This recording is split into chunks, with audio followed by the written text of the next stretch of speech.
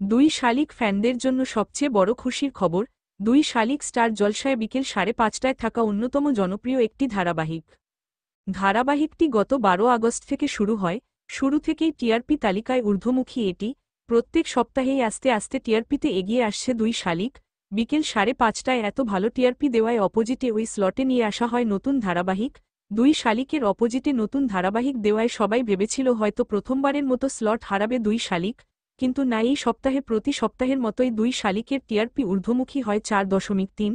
অন্যদিকে প্রতিপক্ষ ধারাবাহিক 4.12।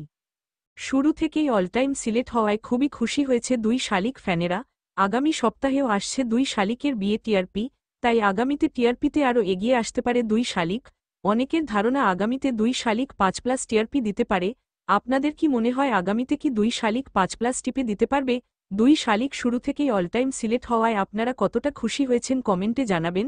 বাংলা বিনোদনের এই ধরনের সকল আপডেট সবার আগে পেতে চ্যানেলটি সাবস্ক্রাইব করে পাশে থাকা বেল আইকনটি বাজিয়ে দিন। ধন্যবাদ।